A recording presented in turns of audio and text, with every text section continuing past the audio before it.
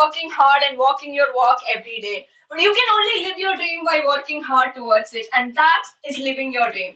A very warm good evening to one and all present here. Welcome to day two of Placement Perspectives conducted by KSU CET Placement Assistance Hub. അപ്പോൾ ഇന്നലെ day before yesterday we had an amazing session with the EC department. So ഇന്ന് നമ്മുടെ കൂടെ civil ഡിപ്പാർട്ട്മെന്റിലെ seniors ആണുള്ളത്, and they are going to walk you down the journey of how they got placed into these renowned companies. So let me introduce our dear seniors. First up, we have Abhiram Chetan from 4th year Civil Department who got placed at Shoga Constructions. Secondly, we have Chandra Chetan and Nitin Chetan to share the journey towards GeoBit with all of you. Hearty welcome to both of you. And last but not the least, we have Kanjana Sethi who got placed at RB Structures and Accenture. Hearty welcome to you as well, Sethi. Okay, now we session start here. So Chandra Cheta, over to you. How was your whole GeoBit placement experience? Can you walk us through the whole process? Hi everyone. Audible ആണോ ഞാൻ?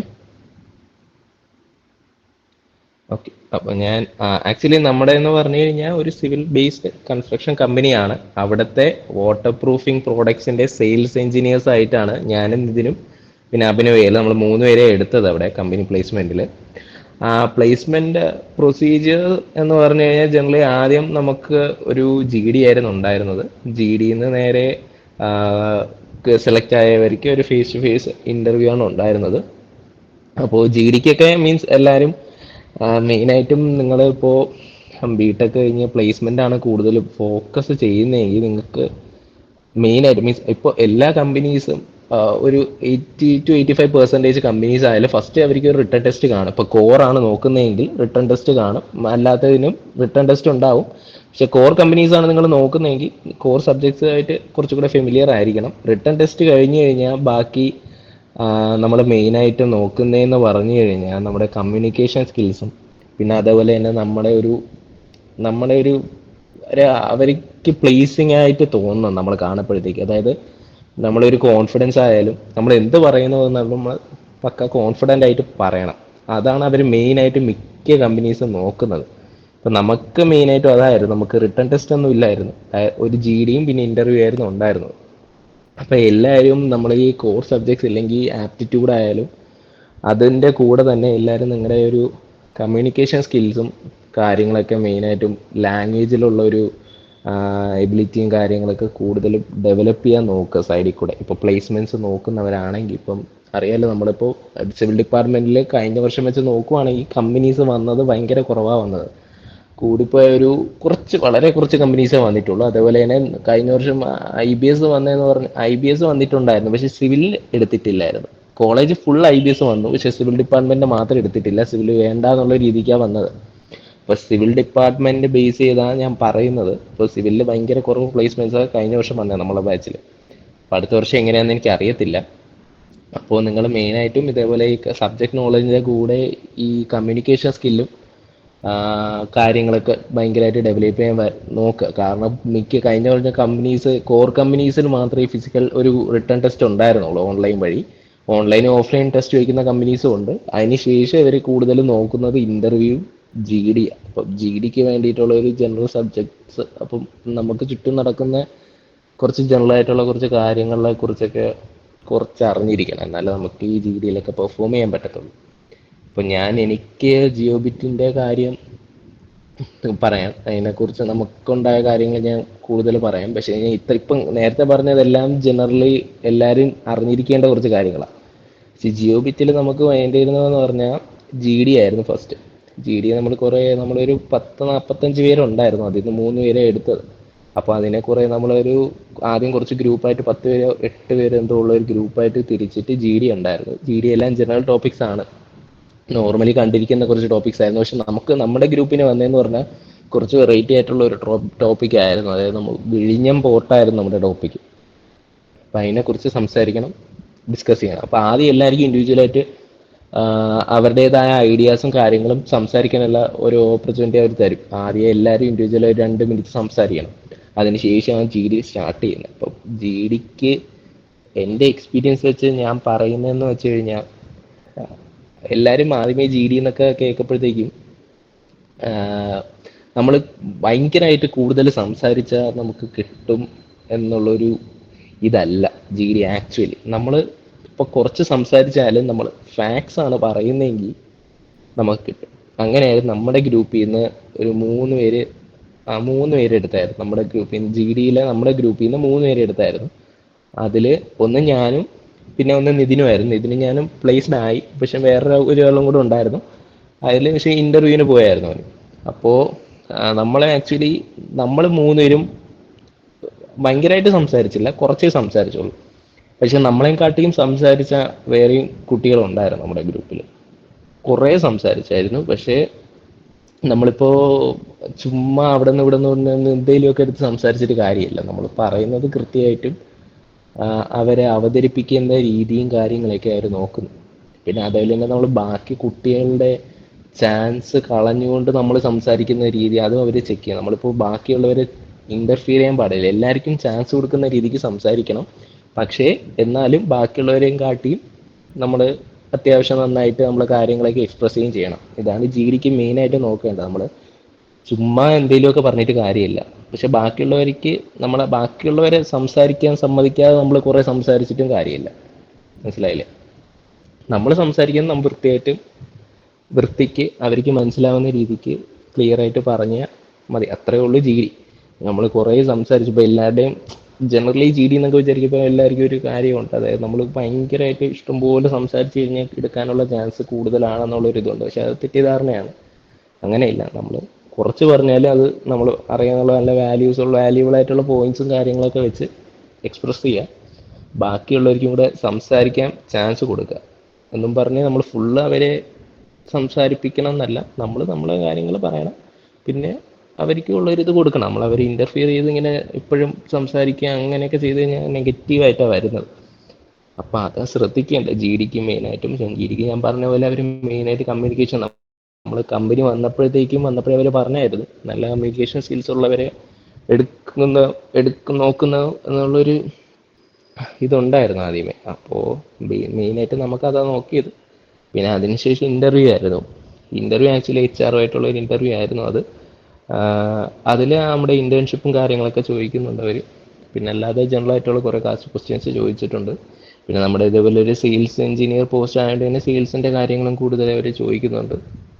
പക്ഷെ interview നമുക്ക് actually നമ്മുടെ company എൻ്റെ experience വെച്ചാണെങ്കിൽ ഓരോരുത്തർക്കും ഓരോ രീതിയായിരുന്നു. ചിലർക്ക് ഭയങ്കര പാടായിരുന്നു, ചിലർക്ക് ഭയങ്കര എളുപ്പമായിരുന്നു, ചിലരടുത്ത് ഒന്നും ചോദിക്കാത്തവരുണ്ട്. അപ്പോൾ അങ്ങനെയുണ്ട്.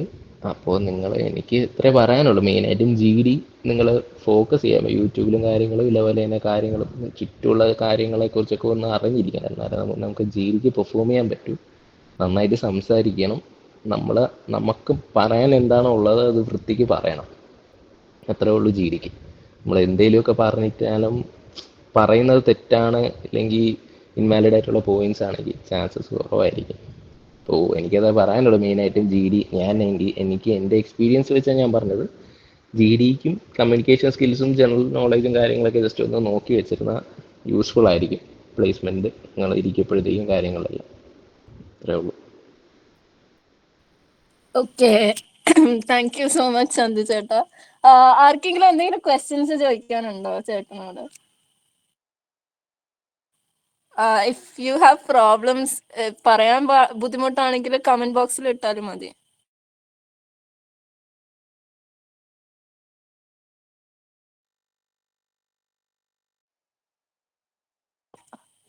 ഓക്കെ, അപ്പോ okay, so will move on.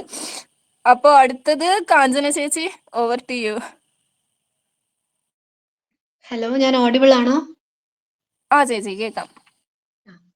Okay, അപ്പൊ ഞാൻ ആദ്യം അപ്പിയർ ചെയ്തത് അക്സെഞ്ചർ എന്ന് പറയുന്ന കമ്പനിയുടെ പ്ലേസ്മെന്റിനായിരുന്നു. അതൊരു 3 സ്റ്റെപ്പ് ആയിട്ടുള്ള പ്രോസസ് ആയിരുന്നു. അപ്പം ആദ്യം നമുക്ക് കോളേജിൽ വെച്ചിട്ട് തന്നെ ഒരു ഓൺലൈൻ അസസ്മെന്റ്. അതും ആ അസസ്മെന്റ് എന്ന് പറഞ്ഞാൽ 2 സെക്ഷൻ ആയിട്ടായിരുന്നു.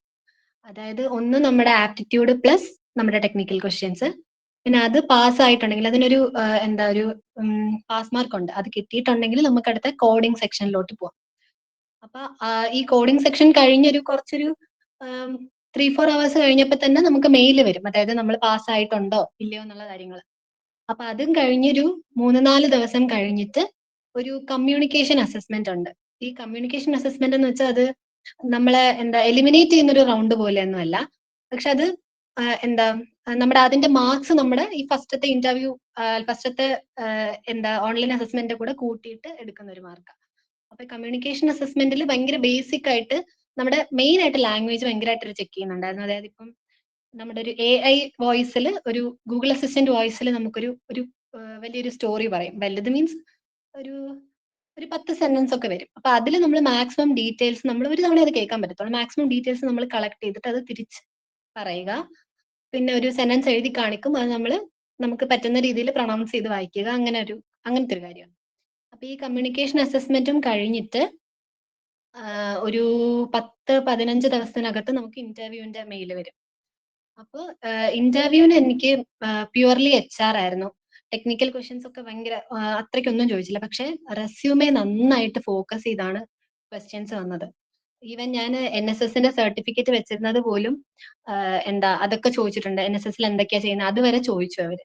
പിന്നെ ഞാൻ പൈത്തൺ ഒരു NPTEL കോഴ്സ് ചെയ്തിട്ടുണ്ടായിരുന്നു. പിന്നെ പ്രോഗ്രാമിംഗ് ലാംഗ്വേജ് അറിയാന്നുള്ളതിൽ സിയും പൈത്തണും ഒക്കെ വെച്ചിട്ടുണ്ടായിരുന്നു. അപ്പൊ അതിനെ പറ്റിയൊക്കെ ചോദിച്ചു.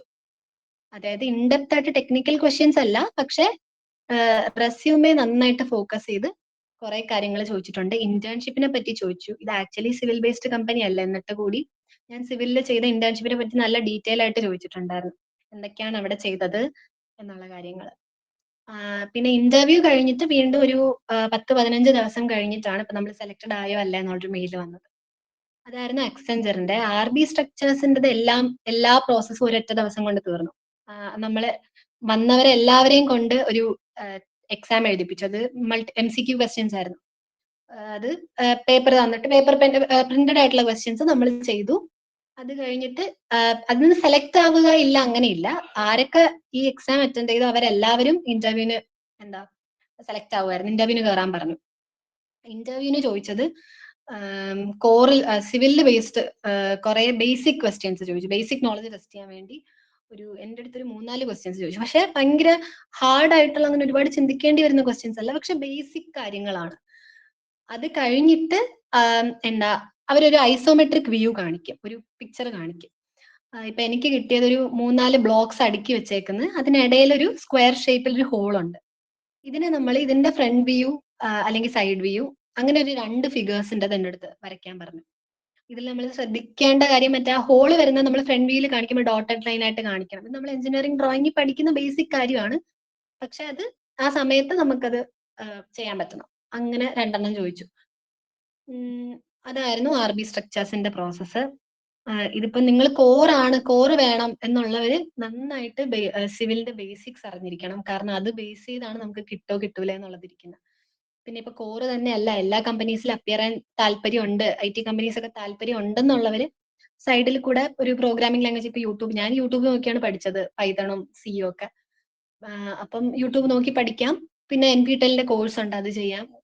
അപ്പൊ ഈ IT കമ്പനീസ് നിങ്ങൾ അപ്പിയർ ചെയ്യുന്നെങ്കിൽ അവർ എന്തായാലും പ്രോഗ്രാമിംഗ് ലാംഗ്വേജ് അറിയാവുന്ന നോക്കും. ചില കമ്പനീസ് പ്രീ റിക്വസൈറ്റ്സ് ആയിട്ട് SQL അറിഞ്ഞിരിക്കണം, അല്ലെങ്കിൽ ഏതെങ്കിലും ഒരു പ്രോഗ്രാമിംഗ് ലാംഗ്വേജ് അറിഞ്ഞിരിക്കണം എന്ന് പറയാറുണ്ട്. അക്സെഞ്ചറിന്റെ കോഡിംഗ് സെഷനിൽ നമുക്ക് അതിൽ നിന്ന് സെലക്ട് ചെയ്യാം, C വേണോ, C+ വേണോ, പൈത്തൺ വേണോ എന്നൊക്കെ സെലക്ട് ചെയ്യാൻ പറ്റും. അതിൽ നിന്ന് നമുക്ക് ഇഷ്ടമുള്ള സെലക്ട് ചെയ്ത് ചെയ്യായിരുന്നു. പക്ഷെ എല്ലാ കമ്പനീസ് അങ്ങനെയാണെന്ന് അറിയില്ല. ചിലത് SQL ഒക്കെ നന്നായിട്ട് ചോദിക്കുന്ന കമ്പനീസ് ഉണ്ട്.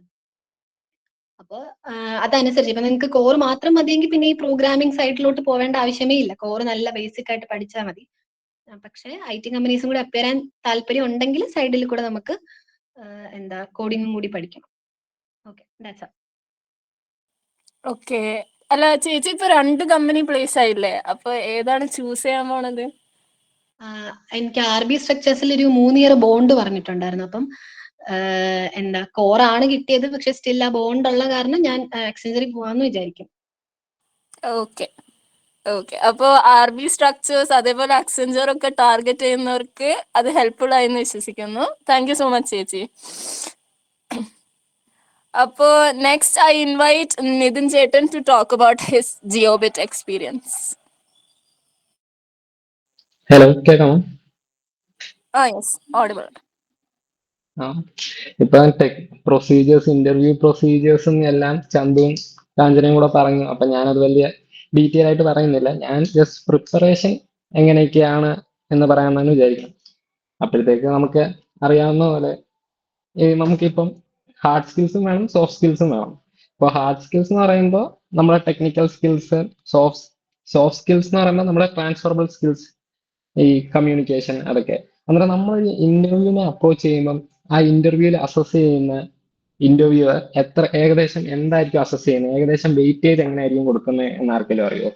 എത്ര പെർസെൻറ്റേജ് വെയിറ്റേജ് ഹാർഡ് സ്കിൽസിനായിരിക്കും, എത്ര പെർസെൻറ്റേജ് ട്രാൻസ്ഫറബിൾ സ്കിൽസിനായിരിക്കും എന്ന് ആർക്കെങ്കിലും അറിയാവോ?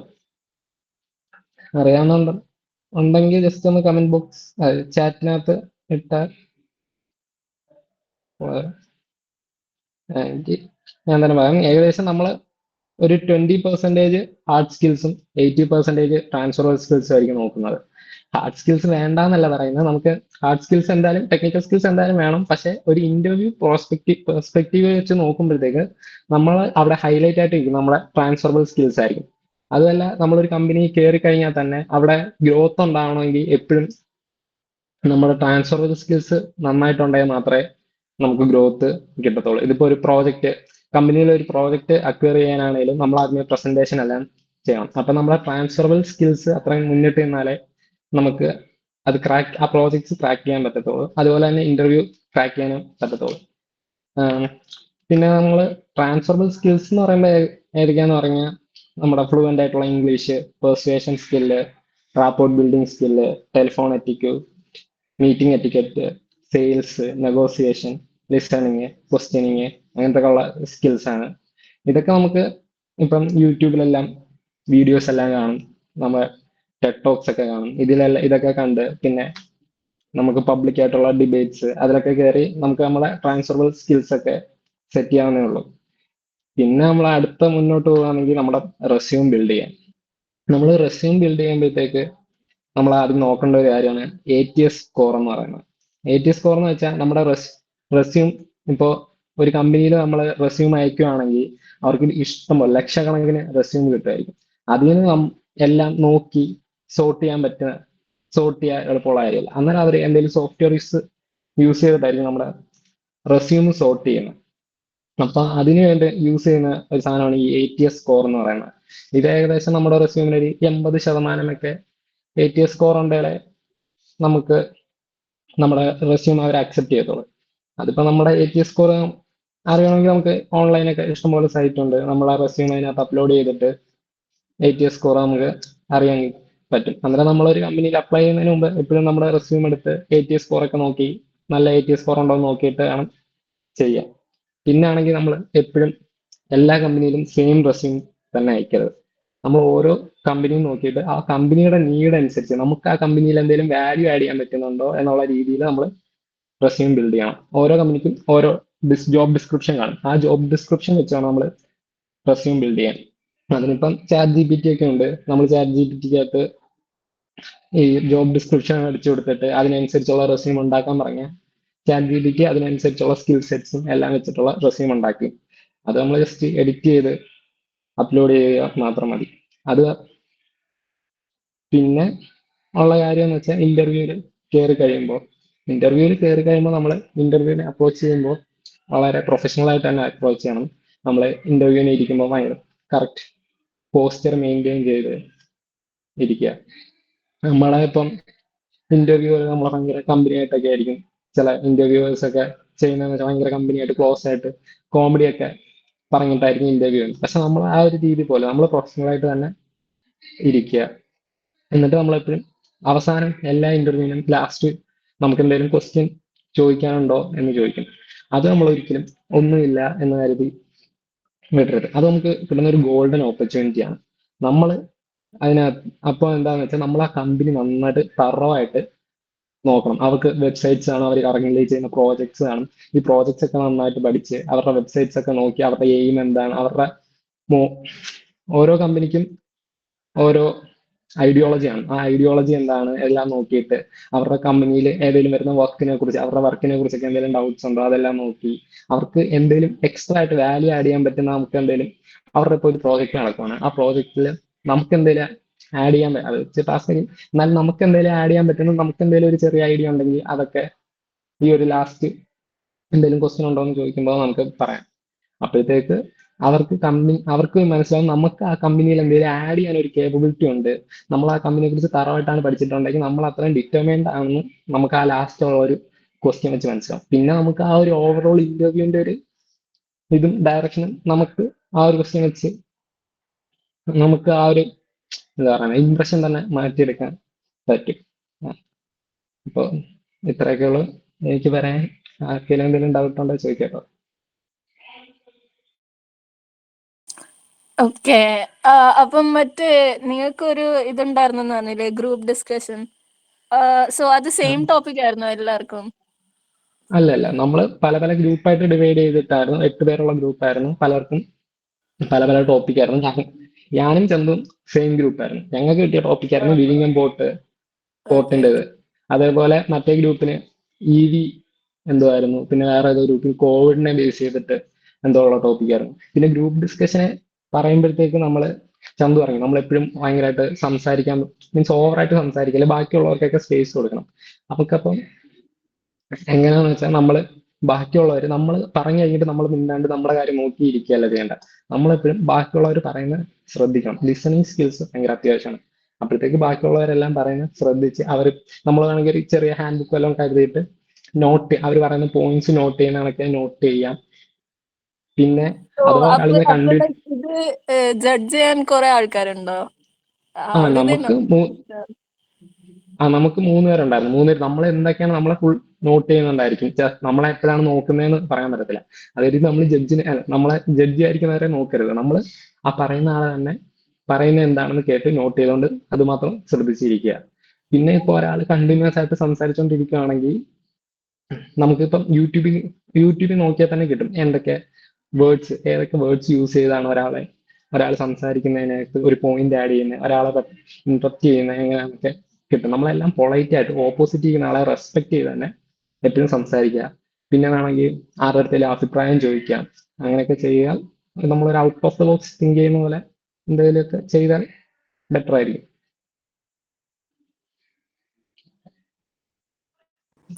ചേട്ടാ, ഈ ഇന്റേൺഷിപ്പിന്റെ ഒക്കെ സാധ്യതകൾ എന്തായിരിക്കും? അങ്ങനെ ഇന്റേൺഷിപ്പ് ചെയ്യണം നല്ലതാണോ ഈ ഒരു മേഖലയിൽ നമുക്ക് പെട്ടെന്ന് ജോലി കിട്ടാനായിട്ട്? എപ്പോ ഇന്റേൺഷിപ്പ് ചെയ്യുന്നതെന്ന് വെച്ചാൽ ഭയങ്കര അത്യാവശ്യമായിട്ടുള്ള കാര്യമാണ്. ഇപ്പൊ നമ്മൾ പഠിക്കുന്നത് തന്നെ അറിയാം. നമുക്ക് കോളേജിൽ പോയിട്ട് കിട്ടുന്ന അറിവെന്ന് വെച്ചാൽ ഭയങ്കര കുറവാണ്. നമ്മളെ സിലബസ് എന്നൊക്കെ വെച്ചാൽ സത്യം പറഞ്ഞാൽ ഔട്ട്ഡേറ്റഡ് ആണ്. നമുക്ക് ഈ സിലബസിൽ നിന്ന് പഠിച്ചിട്ടുള്ള കാര്യമൊന്നും പോയി സൈറ്റിൽ ചെന്ന് എക്സിക്യൂട്ട് ചെയ്യാന്ന് വെച്ചാൽ നടക്കുന്ന കാര്യമല്ല. അത് ഇന്റേൺഷിപ്പിന് പോകുമ്പോഴാണ് നമുക്ക് എത്രത്തോളമാണ് നമുക്ക് അറിയാവുന്നതെന്ന് മനസ്സിലാകുന്നത്. അപ്പോഴത്തേക്കും നമ്മൾ സൈറ്റിൽ പോയിട്ട്, പ്രത്യേകിച്ച് സിവിൽ എഞ്ചിനീയേഴ്സിന് തുടക്കം തന്നെ നമുക്ക് കിട്ടുന്ന പാക്കേജസ് ഒക്കെ വളരെ ചെറിയ പാക്കേജസ് ആയിരിക്കും. കാരണം എന്താണെന്ന് വെച്ചാൽ സിവിൽ എഞ്ചിനീയേഴ്സിന്റെ എന്താന്ന് വെച്ചാൽ അവർക്ക് എക്സ്പീരിയൻസ് ഉണ്ടെങ്കിൽ മാത്രമേ വിലയുള്ളൂ. പക്ഷേ ഈ സോഫ്റ്റ്വെയർ കമ്പനീസ്, IT കമ്പനീസ് ഒക്കെ ആണെങ്കിൽ ആദ്യമേ തന്നെ തുടക്കം തന്നെ വലിയ പാക്കേജസ് ഒക്കെ കിട്ടും. കാരണം അവിടെ എക്സ്പീരിയൻസ് എന്ന് പറയുന്ന ഒരു ഫാക്ടറിന് അത്രയും വലിയ ഇത് വരത്തില്ല. പക്ഷേ സിവിൽ എഞ്ചിനീയേഴ്സിന് നല്ല രീതിയിൽ ഡിസൈൻ ചെയ്യാനാണെങ്കിലും എല്ലാം മെയിൻറ്റെയിൻ ചെയ്യാനാണെങ്കിലും ഏതെങ്കിലും ഒരു നല്ലൊരു മെന്ററിന്റെ കീഴിൽ നിന്ന് ചെയ്ത് പഠിച്ചെങ്കിൽ മാത്രമേ പറ്റത്തുള്ളൂ. അതുകൊണ്ടാണ് നമുക്ക് വരുന്ന ഇനീഷ്യൽ പാക്കേജസ് ഒക്കെ അത്യാവശ്യം കുറവായിരിക്കും. അപ്പോഴത്തേക്ക് ഇതൊക്കെ ഇന്റേൺഷിപ്പിന് പോയാലേ പഠിക്കാൻ പറ്റത്തുള്ളൂ. അതുമല്ല ഇനി വരുന്ന ടൈമിൽ പ്ലേസ്മെന്റ്സ് എന്നൊക്കെ വെച്ചാൽ ക്യാമ്പസ് പ്ലേസ്മെന്റ് എല്ലാ കമ്പനീസും ഇങ്ങനെ ഒഴിവാക്കി വരുവാണ്. മേജർ കമ്പനീസ് ആരും ക്യാമ്പസ് പ്ലേസ്മെന്റ് എടുക്കാൻ താല്പര്യം കാണിക്കാറില്ല. അപ്പോഴത്തേക്ക് നമുക്ക് ഏതെങ്കിലും കമ്പനിയിൽ കിട്ടണമെന്നുണ്ടെങ്കിൽ നമ്മൾ ഇന്റേൺഷിപ്പ് ചെയ്ത് ആ കമ്പനി കയറുക. അതാണ് ഒരു ബെറ്റർ ഓപ്ഷൻ. അപ്പൊ മാക്സിമം ഇന്റേൺഷിപ്പ് കിട്ടുന്ന അവസരമെല്ലാം ഇന്റേൺഷിപ്പ് ചെയ്യാൻ നോക്കുക. ഇപ്പൊ നമ്മുടെ KTയുടെ പുതിയ പ്രൊവിഷൻ വന്നിട്ടുണ്ടല്ലോ, 6 മാസത്തോളം നമുക്ക് ഇന്റേൺഷിപ്പ് ചെയ്യാൻ പറ്റുന്ന ഒരു പ്രൊവിഷൻ. അപ്പൊ അത് എത്രത്തോളം നമ്മുടെ പുതിയ കമ്പനികളെ ഇവിടേക്ക് ആകർഷിച്ചിട്ടുണ്ട്? അത് ഇനി ഭാവിയിൽ ഒരു നല്ല സാധ്യതയായിട്ട് മാറും നമുക്കൊക്കെ ജോലി കിട്ടാനൊക്കെ ആയിട്ട്? അങ്ങനെ ഡെപ്ത് ആയിട്ട് വെച്ചാൽ എനിക്ക് അതിനെപ്പറ്റി അറിയില്ല. പക്ഷെ നമ്മൾ മാക്സിമം ഇന്റേൺഷിപ്പ് ഓപ്പർച്യൂണിറ്റീസ് യൂട്ടിലൈസ് ചെയ്യുക. പിന്നെ കമ്പനീസ് വരാനുള്ള സാധ്യത ഇങ്ങനെ കുറവായിരിക്കും എന്നാണ് ഞാൻ കേൾക്കുന്നത്. കാരണം ഇപ്പൊ IIT തന്നെ നോക്കുവാണെങ്കിൽ, നമ്മുടെ കോളേജ് നോക്കണം, IIT തന്നെ നോക്കുവാണെങ്കിൽ പ്ലേസ്മെന്റ്സ് കുറവാണ്. ഓൾമോസ്റ്റ് ഇന്ത്യയുടെ ടോപ്പ് IITs വരെ 30%, 35% പിള്ളേർ പ്ലേസ്ഡ് ആയിട്ടില്ല. അപ്പം പിന്നെ CET യുടെ കാര്യം പറയണ്ടല്ലോ ഇനി അങ്ങോട്ട് വരുമ്പോഴത്തേക്ക്. കാരണം കമ്പനീസിന് ക്യാമ്പസ് പ്ലേസ്മെന്റിനോട് താല്പര്യമില്ല, അവരെല്ലാം അല്ലാണ്ട് പുറത്തുനിന്ന് ഹയർ ചെയ്യാനാണ് നോക്കുന്നത്. Okay okay. അപ്പൊ താങ്ക് യു നിതിൻ ചേട്ടാ for sharing your experience with us.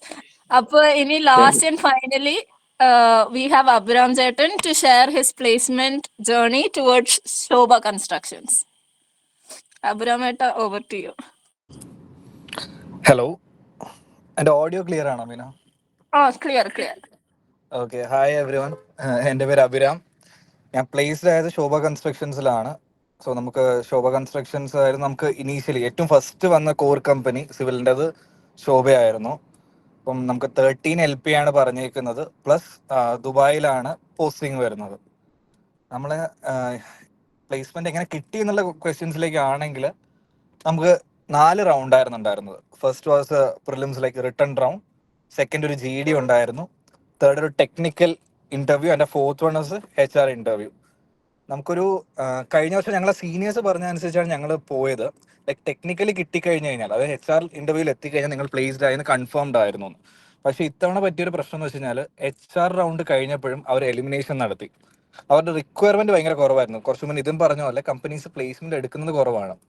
ശോഭയ്ക്ക് all ഇന്ത്യയിൽ 20 വേക്കൻസീസ് മാത്രമേ ഉണ്ടായിരുന്നുള്ളൂ. അതായത് ഇന്ത്യയിൽ നിന്ന് മൊത്തം അവർ 20 പേരെ എടുക്കുള്ളൂ. എന്നിട്ട് പോലും അവർ ഇന്ത്യയിൽ നിന്ന് 16 പേരെയാണ് എടുത്തത്. അതിൽ 5 പേര് Keralam, and 2 of us from CET, 1 from TKM. ഇതിൻ്റെ അകത്ത് പ്രിലിംസ് റൗണ്ട് നിങ്ങൾ ക്വാളിഫൈ ചെയ്യണമെങ്കിൽ നമ്മൾ S7 ശോഭ വന്നത്. അതുവരെ പഠിച്ച നോളജ് മാത്രം വെച്ചിട്ടാണെങ്കിൽ നമുക്ക് കിട്ടാൻ ഭയങ്കര ബുദ്ധിമുട്ടായിരുന്നു പ്രിലിംസ്. അതായത് പ്രാക്ടിക്കൽ നോളജ് എന്ന് പറയുന്ന സാധനം, നമ്മൾ സൈറ്റ് എക്സ്പീരിയൻസ് അല്ലെങ്കിൽ കോമൺ ആയിട്ടുള്ള സാധനം നമ്മൾ വിട്ടുപോകും. നമ്മൾ പഠിക്കുന്ന തിയറട്ടിക്കൽ സാധനമല്ല, നമുക്ക് പൊതുവേ അറിഞ്ഞിരിക്കേണ്ട കുറച്ച് കാര്യങ്ങളുണ്ട് സിവിൽ എഞ്ചിനീയറിംഗിനെ പറ്റി. അത് അറിഞ്ഞിരുന്നാൽ മാത്രമേ നമുക്ക് പ്രിലിംസ് ക്രാക്ക് ചെയ്യാൻ പറ്റുള്ളൂ. And the second one is നിങ്ങൾ ഇന്റേൺഷിപ്സ് ചെയ്യുക. അതായത് നമ്മളെ കോർ കമ്പനീസിൽ നല്ല ഇന്റേൺഷിപ്പ് ചെയ്ത് കഴിഞ്ഞാൽ മാത്രമേ നിങ്ങൾക്ക് പ്രിലിംസ് റൗണ്ട് ക്രാക്ക് ചെയ്യാൻ പറ്റുള്ളൂ. സെക്കൻഡ് GD റൗണ്ടിനെ കുറിച്ച് പറയുകയാണെങ്കിൽ നമ്മൾ ഗ്രൂപ്പ് ഓഫ് 10 ആയിട്ടായിരുന്നു അവർ ഡിവൈഡ് ചെയ്തിരുന്നത്. ടോട്ടൽ 110 സ്റ്റുഡൻസ്, അങ്ങനെ 11 ഗ്രൂപ്പായിട്ട് ഡിവൈഡ് ചെയ്തു. അതിനകത്തൊരു കോമൺ ടോപ്പിക് തന്നു. ആൻഡ് നമ്മൾ നോർമൽ എക്സ്പെക്ടേഷൻ എങ്ങനെയാണെന്ന് വെച്ച് കഴിഞ്ഞാൽ, ഒരു ഇൻട്രൊഡക്ഷൻ പറയുന്ന കുട്ടിക്ക് ഒരു പ്ലസ് വരാൻ സാധ്യതയുണ്ട്, നല്ല വാലിഡ് പോയിന്റ്സ് പറഞ്ഞാൽ പ്ലസ് പോയിന്റ്സ് കിട്ടും, ആൻഡ് കൺക്ലൂഷൻ, ഇത് മൂന്നും പറയുന്ന ആൾക്കാണ് പ്ലസ് കിട്ടുന്നത്. പക്ഷെ ശോഭ ചെയ്തൊരു അവരെ മിസ്റ്റേക്ക് എന്നല്ല, ലൈക്ക് അവർ ചെയ്തൊരു പാറ്റേൺ എന്ന് പറഞ്ഞു കഴിഞ്ഞാൽ അവര് നമുക്ക് കൺക്ലൂഷൻ ഉള്ള ഒരു സ്പേസ് തന്നില്ല. അവർ സ്റ്റോപ്പ് എന്ന് പറഞ്ഞാൽ നമുക്ക് നിർത്തേണ്ട ഒരു സിറ്റുവേഷൻ ആയിരുന്നു. നമ്മൾ എപ്പോഴും നമുക്ക് എവിടെ ചാൻസ് കിട്ടുന്നു ആ ചാൻസിലൊക്കെ വാലിഡ് പോയിന്റ്സ് പറയാൻ ശ്രമിക്കുക. സെക്കൻഡ് തിങ് ഇസ്, നമ്മൾ മാത്രം സംസാരിച്ചുകൊണ്ടിരിക്കരുത്. നമ്മളൊരു ഡിബേറ്റ് അല്ല നടത്തുന്ന, ഒരു ഗ്രൂപ്പ് ഡിസ്കഷൻ ആയതുകൊണ്ട് നമ്മൾ വേറൊരാൾക്കുള്ള ഒരു ഓപ്പർച്യൂണിറ്റി കൊടുക്കണം. നമ്മളൊരു 2 പോയിന്റ് പറഞ്ഞു കഴിഞ്ഞാൽ നമ്മൾ അടുത്തൊരാൾക്ക് സ്പേസ് കൊടുക്കുക. ലൈക്ക് അതൊക്കെ മനസ്സിലാവണം നമുക്ക്. നമ്മൾ വേറൊരാൾക്ക് വേണ്ടി സ്പേസ് കൊടുത്തു അയാളെ സപ്പോർട്ട് ചെയ്ത് സംസാരിക്കണം നമുക്ക്. അല്ലെങ്കിൽ വേറൊരാൾക്ക് നമ്മൾ സംസാരിക്കാൻ ഒരു ബേസ് ക്രിയേറ്റ് ചെയ്ത് കൊടുക്കണം. ലൈക്ക് അങ്ങനെ കൊടുത്തു കഴിഞ്ഞാൽ നമുക്ക് പ്ലസ് ആണ് വരുന്നത്. പക്ഷെ ബേസ് ക്രിയേറ്റ് ചെയ്ത് കൊടുത്തതിന് ശേഷം പിന്നെ മിണ്ടാതിരിക്കരുത്. നമുക്ക് ചാൻസ് കിട്ടുന്നിടത്തൊക്കെ യൂസ് ചെയ്യാം. ഓക്കെ, അത് നമുക്ക് പോസിറ്റീവും നെഗറ്റീവും രണ്ടും പറയാം. ഒരു ഡിബേറ്റ് അല്ലാത്തതുകൊണ്ട് നമുക്ക് GD ആയതുകൊണ്ട് എന്നും പറയാൻ പറ്റും ഈ കാര്യത്തിൻ്റെ അകത്ത്. തേർഡ് വൺ, ടെക്നിക്കൽ ഇന്റർവ്യൂവിൽ എനിക്കുണ്ടായിരുന്നു വെച്ച് കഴിഞ്ഞാൽ ഒരു അസൈൻമെന്റ് വന്നു ഫസ്റ്റ് ഡേയിൽ.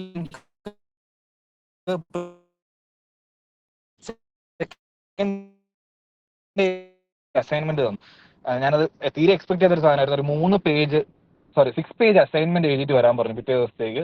പിന്നെ നമുക്ക് റെസ്യൂമെ കൊണ്ടുപോകാൻ പറഞ്ഞെങ്കിലും അതിനേക്കാളും വലിയ രീതിക്കുള്ള ഒരു ആപ്ലിക്കേഷൻ ഫോം വന്നു.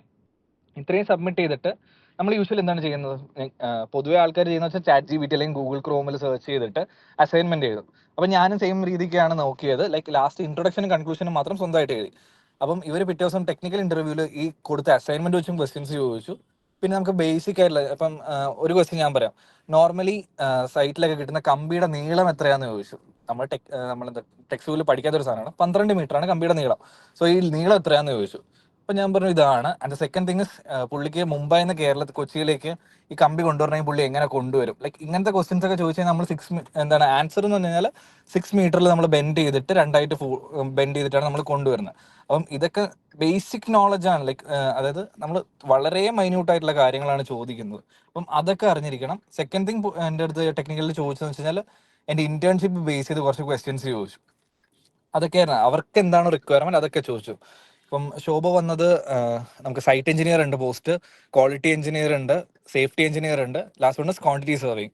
ഈ 4 ബാക്ക്ഗ്രൗണ്ടിലുമാണ് അവരെടുത്തത്. അപ്പം നിങ്ങൾ പ്ലേസ്മെന്റ് ഇരിക്കുമ്പോൾ ശ്രദ്ധിക്കേണ്ടത് കമ്പനി ഏത് ഫീൽഡാണ്, ആ ഫീൽഡിനോട് ചേർന്നിട്ടുള്ള ടോപ്പിക്സ് അറിഞ്ഞിരിക്കാൻ ശ്രമിക്കുക. Interview was plain. എന്താണ്, നമുക്ക് വലിയ ബുദ്ധിമുട്ടൊന്നുമില്ല. പുള്ളി പേഴ്സണൽ ക്വസ്റ്റ്യൻസ് ചോദിക്കുന്നു, എന്തിനാണ് ശോഭ എടുക്കുന്നത്, ലൈക്ക് അങ്ങനത്തെ കുറച്ച് കണ്ടീഷൻസ് ഒക്കെയാണ് പുള്ളി ചോദിച്ചത്. പിന്നെ നമുക്ക് എന്താണ് വൊക്കാബുലറി സ്കിൽസ് നന്നായിട്ട് വേണം, നന്നായിട്ട് സംസാരിക്കാൻ അറിയണം, എസ്പെഷ്യലി ഇൻ ഇംഗ്ലീഷ്. അത് അറിഞ്ഞു കഴിഞ്ഞാൽ നമുക്ക് കുറച്ച് ബെനിഫിറ്റ്സ് ആണ്. ഇത്രയൊക്കെയാണ് പ്ലേസ്മെന്റ് എക്സാംസിന്റെ രീതിയെ കുറിച്ച് പറഞ്ഞത്.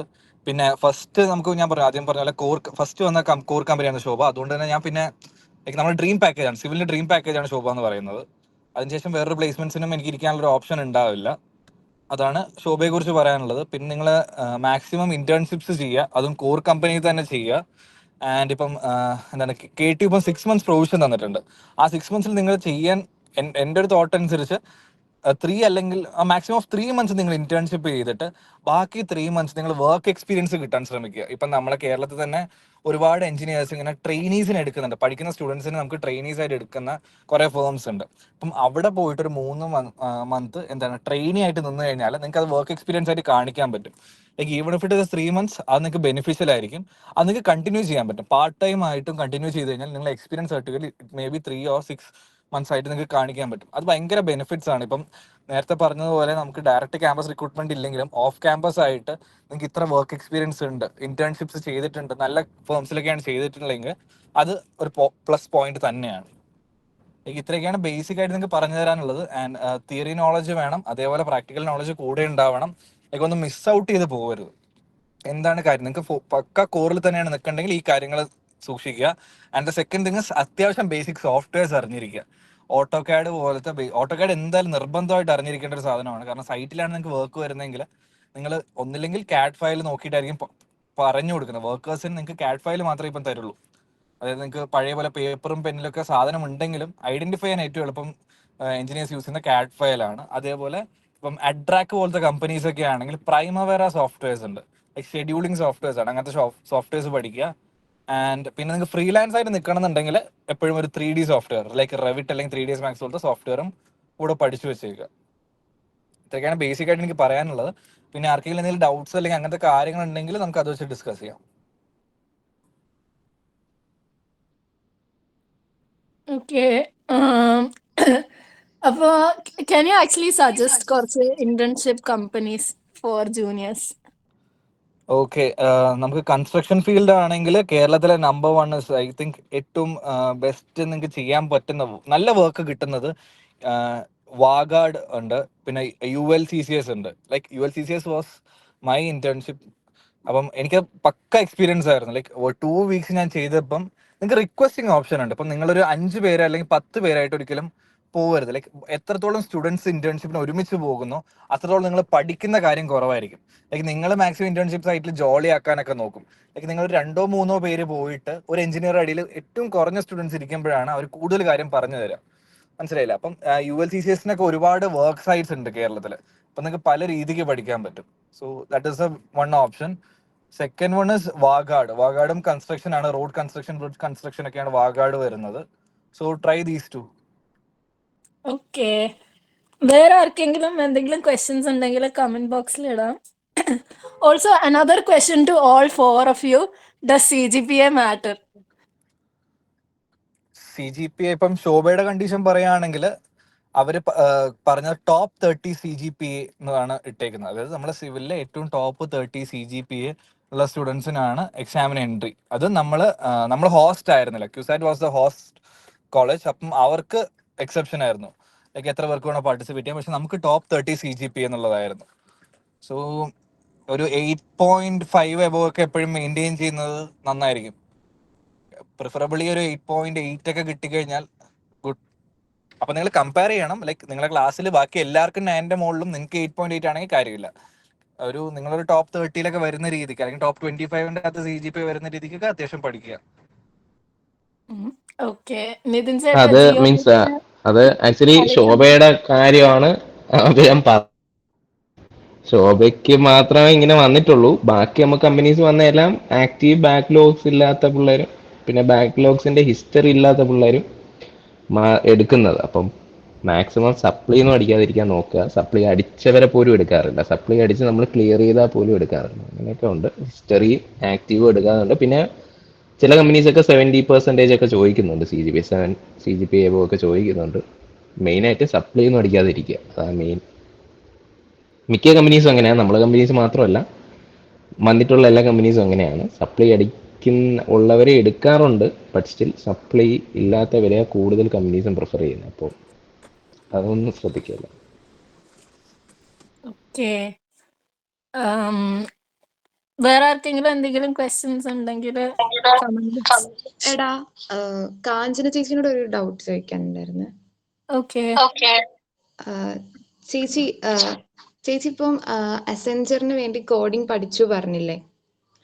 അപ്പം ലൈക്ക് നമുക്കൊരു സബ്ജക്റ്റ് ആയിട്ട് കോഡിംഗ് ഇല്ല. അപ്പം ചേച്ചി എങ്ങനെയാണ് കോഡിങ്ങിനെ അപ്രോച്ച് ചെയ്തത് ആൻഡ് എത്ര ലെവൽ വരെ പഠിച്ചു?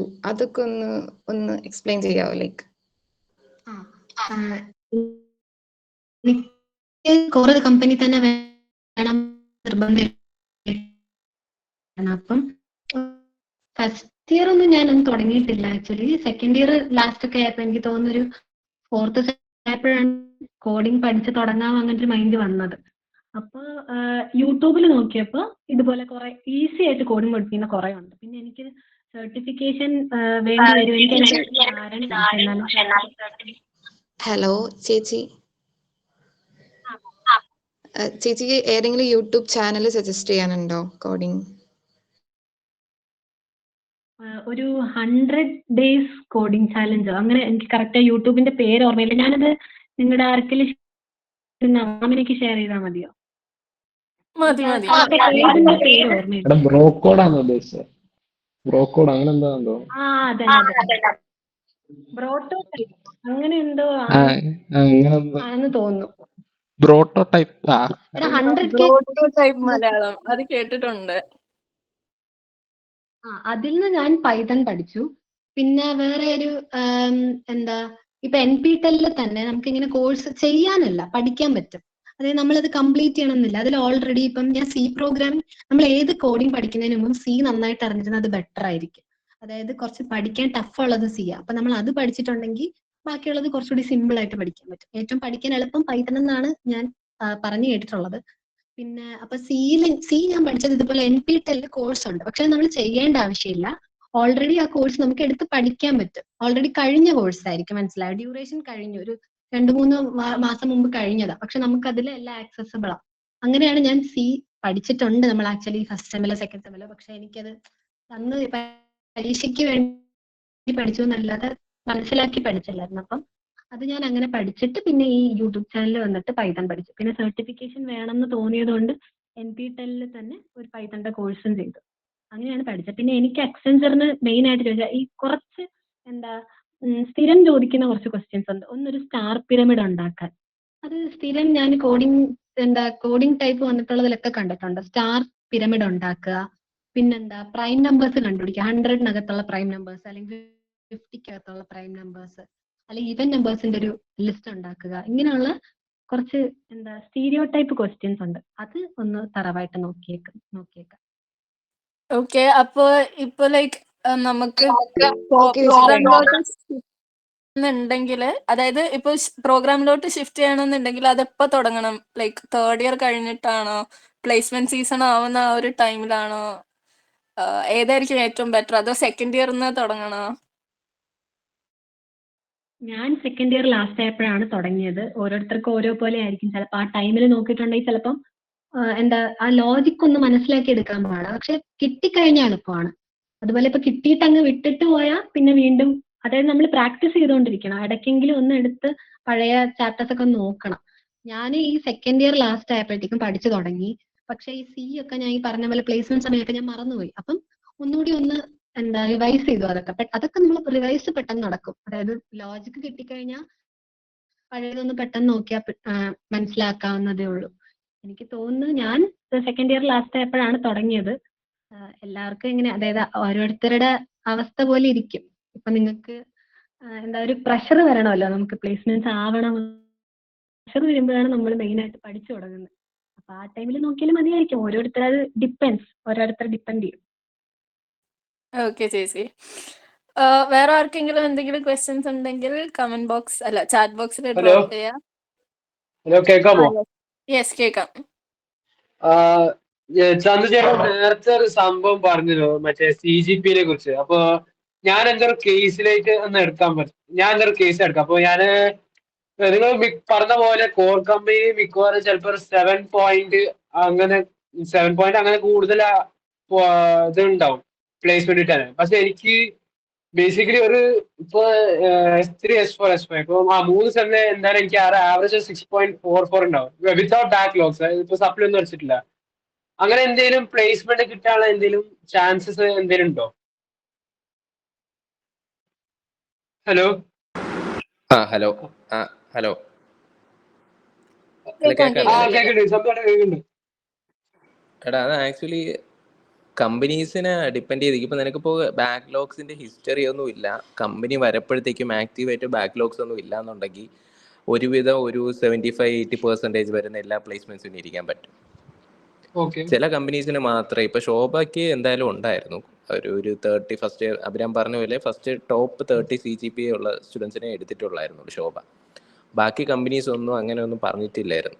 അപ്പം അതിന് ശേഷം കുറേ കമ്പനീസ് വന്നായിരുന്നു നമുക്ക്. അതായത് GOBP വന്നായിരുന്നു, L&T വന്നായിരുന്നു, പിന്നെ അഡ്രാക്ക് വന്നായിരുന്നു, പിന്നെ RB സ്ട്രക്ചേഴ്സ് വന്നിരുന്നു, AGMP വന്നു, അൾട്രാടെക് വന്നു. അപ്പോൾ ഇത്രയും കമ്പനീസ് വേറെ ഒരു കമ്പനീസും CGPA റിക്വയർമെൻ്റ് ആയിട്ടൊന്നും വെച്ചിട്ടില്ലായിരുന്നു. പക്ഷേ ബാക്ക്ലോഗ്സിൻ്റെ കാര്യം പറഞ്ഞിട്ടുണ്ടായിരുന്നു. ആക്റ്റീവായിട്ട് ബാക്ക്ലോഗ്സും ഇല്ലെങ്കിൽ ബാക്ക്ലോഗ്സിൻ്റെ ഹിസ്റ്ററി ഒന്നും ഉണ്ടാകാൻ പാടില്ല. അതൊന്നും ഇല്ല എന്നുണ്ടെങ്കിൽ എല്ലാ പ്ലേസ്മെൻറ്റ്സിനും ഇരിക്കുക എന്നുള്ളതേ ഉള്ളൂ. പിന്നെ ചില കമ്പനീസ് മാത്രം 7 CGPA മുകളിൽ ചോദിക്കുന്നുണ്ട്. അത് ചിലത് ഭയങ്കര ഫ്യൂ ആയിട്ടുള്ള കുറച്ച് കമ്പനീസ് വരാറുള്ളൂ. കോർ കമ്പനീസൊക്കെ മെയിൻലി ബാക്ക്ലോഗ്സിൻ്റെ കാര്യം നോക്കുന്നത്. അപ്പോൾ അതൊന്നും ഇല്ലയെന്നുണ്ടെങ്കിൽ കുറേ എണ്ണത്തിനൊക്കെ ഇരിക്കാൻ പറ്റും. അത് പേടിക്കേണ്ട, കുഴപ്പമില്ല. Okay okay okay, thank U. മറ്റേ ശോഭ കൺസ്ട്രക്ഷനിലെ ടോപ്പ് 30 എന്നല്ലായിരുന്നു ക്രൈറ്റീരിയ. നമുക്ക് TKM ഒക്കെ ആയിരുന്നെങ്കിൽ അവർക്ക് നമ്മുടെ CGPU ഇവിടെയാണ് ചൂസ് ചെയ്തത്. ടോപ്പ് 30 CGP ഉള്ളവർക്ക് എൻട്രി ചെയ്യുന്നത്. മറ്റു TKM-ലെല്ലാം അവർ ടെസ്റ്റ് നടത്തിയിട്ട് ആ ടെസ്റ്റിന്റെ ക്വാളിഫിക്കേഷൻ വെച്ചിട്ടാണ് 30 ആൾക്കാരെ എടുത്തത്. ഇവിടെ മാത്രമേ CGP അനുസരിച്ച് എടുത്തിട്ടുള്ളൂ. വേറൊരു കാര്യം പറയാനുള്ളത്, ബാക്ക്ലോഗ്സിന്റെ CGPA കുറവാണ്, അതൊരു കുഴപ്പമില്ല. പക്ഷെ നിനക്ക് അതിനനുസരിച്ചുള്ള സ്കിൽസ് ഉണ്ടെങ്കിൽ കുഴപ്പമില്ല.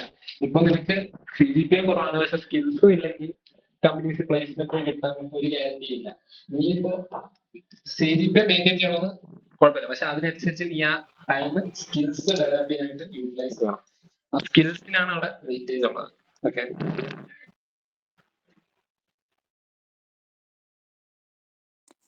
Okay okay. ഞാൻ ഈ കുറെ സീനിയേഴ്സ് പറയുന്ന കേട്ടിട്ടുണ്ട് ഡിഫറെന്റ് സ്ലാബ്സ് എന്തോ ഉണ്ട് ഫോർ പ്ലേസ്മെന്റ്. അപ്പൊ സിവിലിൽ അതെങ്ങനെയാണ്? Anybody can answer. സ്ലാബ്സ് എന്ന് പറയുമ്പോൾ സിവിലിന് എന്ന് പറഞ്ഞാൽ പ്രത്യേകിച്ച് എല്ലാവർക്കും എല്ലാ CGPA അണ്ടറിലുള്ള എല്ലാവർക്കും ഒരേ രീതിയിലാണ്. പക്ഷെ നമുക്ക് ഇതാണ് സ്ലാബ്സ് എന്ന നമുക്ക് ആദ്യമേ നമ്മൾക്ക് ഒരു പാക്കേജ് കിട്ടിക്കഴിഞ്ഞാൽ അതിന് ചെറിയ പാക്കേജിൽ ഇരിക്കാൻ പറ്റത്തില്ല. അപ്പം അതിനെക്കാട്ടി വലിയ പാക്കേജിലേക്ക് പറ്റത്തുള്ളൂ. ഇപ്പൊ ഇതായിരുന്നു നമുക്ക് ബേസിക്കലി നോക്കിക്കൊണ്ടിരുന്നത്. പിന്നെ നമുക്ക് ഇപ്പം പ്ലേസ്മെന്റ്സ് ഭയങ്കര കുറവായതുകൊണ്ട് ഞങ്ങൾക്ക് ആദ്യം ഒരു കമ്പനി കിട്ടിക്കഴിഞ്ഞാൽ ഒരു കമ്പനിക്ക് ഇരിക്കാൻ പറ്റില്ല. പ്ലേസ്ഡ് ആയ മിക്ക കമ്പനീസ് ഇപ്പം വരുന്നത് വെച്ചാൽ പ്ലേസ്ഡ് ആയവരെല്ലാത്തിനും അപ്ലൈ ചെയ്യുക എന്ന് പറഞ്ഞിട്ടാണ് മിക്ക കമ്പനീസും വരുന്നത്. അല്ലാണ്ട് വരുന്ന സ്ലാബ്സ് എന്ന് വെച്ചാൽ സ്ലാബ് 1, 2, ഡ്രീം. അഭിരാമിന് കിട്ടിയ കമ്പനി എന്ന് പറഞ്ഞാൽ ഡ്രീം കമ്പനി കിട്ടിക്കഴിഞ്ഞാൽ പിന്നെ വേറെ ഒരു കമ്പനിയിലും അപ്ലൈ ചെയ്യാൻ പറ്റില്ല. പിന്നെ നമുക്കിപ്പോ ഒരു സ്ലാബ് 1 കമ്പനിയിൽ കിട്ടിക്കഴിഞ്ഞാൽ പിന്നെ അപ്ലൈ ചെയ്യാമെന്ന് വെച്ചാൽ ഒരു കോർ കമ്പനി കിട്ടിക്കഴിഞ്ഞാൽ പിന്നെ വേറെ കമ്പനിയിൽ അപ്ലൈ ചെയ്യാന്ന് വെച്ചാൽ ഡ്രീം കമ്പനി വന്നാൽ മാത്രമേ നമുക്ക് അപ്ലൈ ചെയ്യാൻ പറ്റത്തുള്ളൂ. അങ്ങനെയൊക്കെയാണ്. Okay, any more questions? വേറെ ആർക്കെങ്കിലും എന്തെങ്കിലും ചോദിക്കാനുണ്ടോ?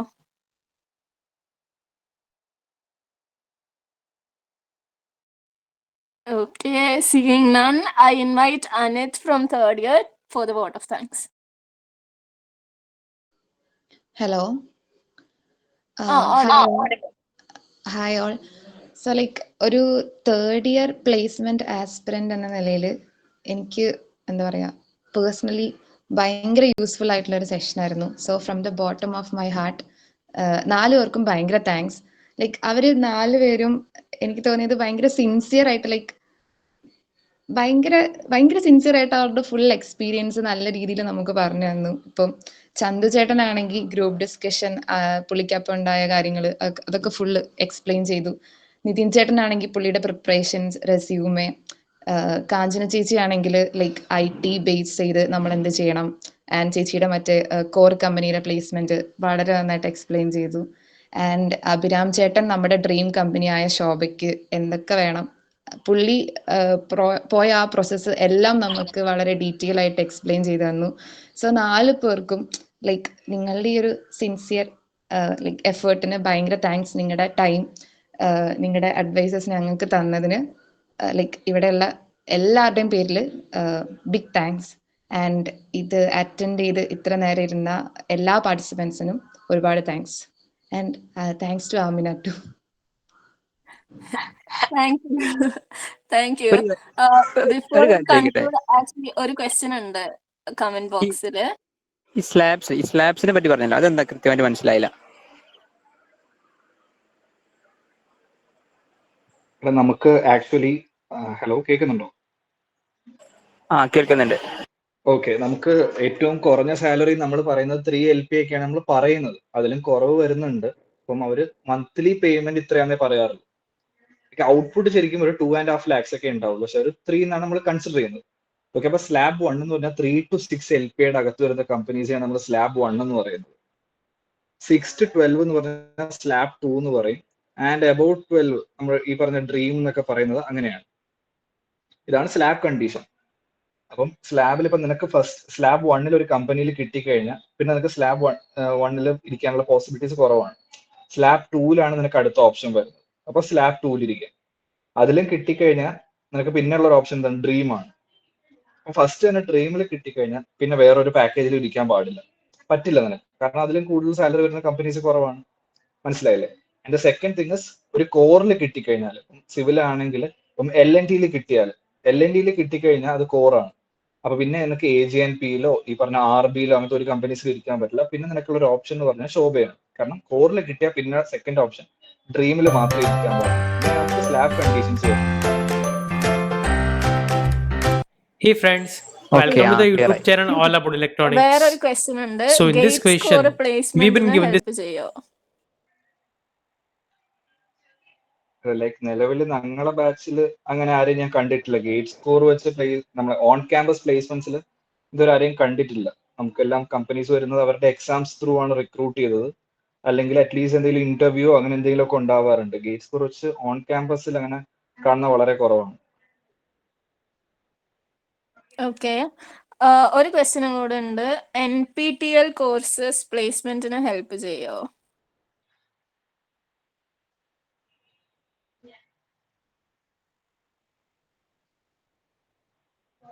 എടാ, നിങ്ങളുടെ റെസ്യൂമെ ബിൽഡ് ചെയ്യാൻ അത് ഹെൽപ്പ് ചെയ്യും. പിന്നെ ഇപ്പൊ പ്ലേസ്മെന്റ് ഇപ്പൊ പറഞ്ഞ പോലെ നിങ്ങൾ കോറിലാണ് ഇരിക്കുന്നെങ്കിൽ NPTEL കോഴ്സ് ഒരു കോർ സബ്ജക്റ്റ് ചെയ്താൽ കുറച്ചുകൂടി അണ്ടർസ്റ്റാൻഡിങ് ആവും, കുറച്ചുകൂടി നോളജ് കിട്ടും. അല്ല ഞാൻ ഈ പറഞ്ഞ പോലെ IT കമ്പനിയാണ് നോക്കുന്നെങ്കിൽ അങ്ങനെ അതിനെപ്പറ്റി കൂടുതൽ പഠിക്കാൻ പറ്റും. അല്ലാതെ ഈ സർട്ടിഫിക്കറ്റ് ഉണ്ട് എന്ന് വെച്ചിട്ട് നിങ്ങൾക്കൊരു പ്ലേസ്മെന്റിന് പ്രിഫറൻസ് ഉണ്ടെന്ന് എനിക്ക് തോന്നുന്നില്ല. ഈ പറഞ്ഞ പോലെ ഇന്റർവ്യൂവിന് ഇരിക്കുമ്പോൾ ഒരു റെസ്യൂമെ പറ്റി അധികം ചോദിക്കുകയാണെങ്കിലോ അല്ലെങ്കിൽ NPTEL കോഴ്സിനെ പറ്റി ചോദിക്കുകയാണെങ്കിൽ നിങ്ങൾക്ക് നന്നായിട്ട് സംസാരിക്കാൻ പറ്റും, റെസ്യൂമെ ബിൽഡ് ചെയ്യാൻ പറ്റും. ഓക്കെ ഓക്കെ, അപ്പോ വിത്ത് ദാറ്റ് ഇനി ക്വസ്റ്റ്യൻസ് ഒന്നും ഇല്ലല്ലോ. ഒരു ക്വസ്റ്റ്യൻ കൂടെ. നമ്മളിപ്പോൾ സിവിൽ എഞ്ചിനീയറിംഗ് കോർ ഫീൽഡ് ആണ് നോക്കുന്നുണ്ടെങ്കിൽ നമ്മളിപ്പം ഈ പ്രോഗ്രാമിംഗ് ലാംഗ്വേജ് ഒരു അറിഞ്ഞിരിക്കേണ്ട ആവശ്യമുണ്ടോ? ഇപ്പം റെസ്യൂമിൽ വെക്കാനാണെങ്കിലും കൂടിയിട്ട്. ഇല്ല, കോറാ നോക്കുന്നെങ്കിൽ പിന്നെ എന്താ പ്രോഗ്രാമിങ്ങിലോട്ട് പോകേണ്ട ഒരു ആവശ്യമില്ല. കോറാ നോക്കുന്നെങ്കിൽ നിങ്ങൾ കോറിന്റെ ബേസ് തറവാക്കുക, അത്രേ ഉള്ളൂ. ഇപ്പം ചോദിച്ചോണ്ടൊരു കാര്യം കൂടെ പറയാം. ഇപ്പം നീ ചോദിച്ചല്ലോ കോറ ആണെങ്കിൽ പഠിക്കേണ്ട ആവശ്യമുണ്ടോ. നമ്മളെ ഫീൽഡ് എന്ന് പറഞ്ഞാൽ പ്രത്യേകിച്ച് സിവിൽ എഞ്ചിനീയറിംഗ് എന്ന് പറയുന്ന ഫീൽഡിൽ നമ്മൾ നേരിടുന്ന ഒരു പ്രശ്നമുണ്ട്. ഇപ്പം കഴിഞ്ഞ് ഞങ്ങളെ തൊട്ട് സീനിയേഴ്സ് ഫേസ് ചെയ്ത ഒരു ഇഷ്യൂ വരാം. സിവിലിൽ മാത്രമല്ല പല ഫീൽഡിലും അവരവരുടേതായ കോർ അല്ലാതെ പ്ലേസ്ഡ് ആണ്. പ്രത്യേകിച്ച് IT കമ്പനീസിൽ ഇപ്പൊ മാനേജ്മെന്റ് അല്ലെങ്കിൽ സെയിൽസിലാണെങ്കിൽ നമുക്ക് ഇഷ്യൂ വരുന്നില്ല. പറഞ്ഞ മനസ്സിലായി. അതിപ്പം സെയിൽസ് ആർക്ക് വേണോ ചെയ്യാം എന്നുള്ള രീതിക്കാണ്. അത് ഓപ്പൺ ടു ഓൾ എന്നുള്ള സ്പേസ് ആണ് സെയിൽസ് അല്ലെങ്കിൽ മാനേജ്മെന്റ് എന്ന് പറയുന്ന സാധനം. പക്ഷേ ഈ പറഞ്ഞ IT എന്ന് പറയുന്നത് നമ്മളൊരു ഓൾ ടുഗദർ ഡിഫറെന്റ് ഫീൽഡാണ്. അത് കമ്പ്യൂട്ടർ സയൻസുകാരുടെ ഡിപ്പാർട്ട്മെന്റിലോട്ട് നമ്മൾ പോകുന്ന പോലെയാണ്. ലൈക്ക് അറ്റ്ലീസ്റ്റ് ഇപ്പം കാഞ്ചന പറഞ്ഞതുപോലെ ഈ കോഡിങ് നമ്മൾ പഠിക്കുന്നുണ്ട്, NPTEL കോഴ്സ് ചെയ്യുന്നുണ്ട്, അത് ബെനിഫിറ്റ് ആണ്. പക്ഷെ അവിടെ വരുന്നൊരു ബുദ്ധിമുട്ട് എന്ന് പറഞ്ഞാൽ ഈ പറഞ്ഞ പോലെ കമ്പനീസ് ഒരാളെ ഡ്രോപ്പ് ചെയ്യണമെന്നുണ്ടെങ്കിൽ ഇപ്പം 20 പേരെ അവർ റിക്രൂട്ട് ചെയ്തു, അതിനകത്ത് ഒരു 5 പേര് സിവിലും ബാക്കി 10 പേര് സിവിലും 10 പേര് കമ്പ്യൂട്ടർ സയൻസും ആണെങ്കിൽ അവർ ഫസ്റ്റ് ഡ്രോപ്പ് ചെയ്യാൻ ഉദ്ദേശിക്കുന്ന ഓപ്ഷൻ ഏതായിരിക്കും? സിവിലിലെ പിള്ളേരെ ഡ്രോപ്പ് ചെയ്യാനേ അവർ നോക്കുള്ളൂ. അപ്പം നമ്മൾ സിവില് പഠിച്ചിട്ട് IT കയറുമ്പോൾ നമ്മളെ സ്കില്ല് അത്രയും ഡെവലപ്പ് ചെയ്യണം. അപ്പം കോറിൽ നിൽക്കണം എന്നുള്ളവർ കോറിൽ തന്നെ നിൽക്കുള്ളൂ, കംപ്ലീറ്റ്ലി IT പോകണം എന്നുള്ളവർ IT പോകും. ഇതിന്റെ ഇടയിൽ നിൽക്കുന്ന കുറച്ച് കുട്ടികളുണ്ട്. ഞങ്ങളെ ബാച്ചിലായാലും പലരും കണ്ടൊരു ഇതാണ്, ഏതിലേക്ക് പോകണം എന്ന് അറിയാതെ നിൽക്കുന്ന ആൾക്കാരുണ്ട്. അപ്പം അവരുടെ അടുത്ത് എനിക്ക് പറയാനുള്ളത്, എന്റെ പോയിന്റ് ഓഫ് വ്യൂവിൽ ഞാൻ പറയുകയാണ്, നിങ്ങൾക്ക് അപ്പോൾ ഏറ്റവും എളുപ്പം വരുന്ന കോറിലേക്ക് തിരിയാനാണ്. നിങ്ങൾ 4 വർഷം കോറിന്റെ എന്തെങ്കിലുമൊക്കെ, ഒന്നും പഠിച്ചില്ലെങ്കിൽ നിങ്ങൾക്ക് എന്തെങ്കിലുമൊക്കെ നിങ്ങൾക്ക് ഓർമ്മയുണ്ടാവും. അപ്പൊ നിങ്ങൾക്ക് പെട്ടെന്ന് കോറിലേക്ക് തിരിയാനാണ് നിങ്ങൾക്ക് എളുപ്പം. നമുക്ക് കിട്ടുന്ന ഒരു എക്സ്പീരിയൻസ് എന്ന് പറഞ്ഞു കഴിഞ്ഞാൽ നമ്മളെ പ്രാക്ടിക്കൽ എക്സ്പീരിയൻസ് നമ്മൾ ചെറുപ്പം മുതൽ കാണുന്ന സാധനമാണ്. ഒരു സിവിൽ എഞ്ചിനീയർ എന്ന് പറഞ്ഞു കഴിഞ്ഞാൽ നമ്മൾ ചെറുപ്പം മുതൽ എവിടെയെങ്കിലും റോഡ് പണി അല്ലെങ്കിൽ എന്തെങ്കിലുമൊക്കെ കാണുന്നതാണ്. നമുക്കൊരു എന്തെങ്കിലും ബേസിക് ഐഡിയകൾ തലയ്ക്കകത്തുണ്ടാവും. അപ്പം അതുകൊണ്ട് നമുക്ക് അതിലോട്ട് തിരിയാനുള്ള ഒരു ഈസിനെസ് ഉണ്ട്. അപ്പം അതൊന്നും ഓർത്ത് വെച്ചേക്കുക ഈ ന്യൂട്രലായിട്ട് നിൽക്കുന്ന ആൾക്കാർ. ഓക്കെ ഓക്കെ, വലിയ താങ്ക്സ്. ഇപ്പം മനസ്സിലായി കുറെ കാര്യങ്ങൾ. Okay, അപ്പോൾ with that we have come to an end of today's session. ഇനി placement perspectives ന്റെ കുറെ സെഷൻസ് വരുന്നതായിരിക്കും. So everyone stay tuned. Thank you. Bye.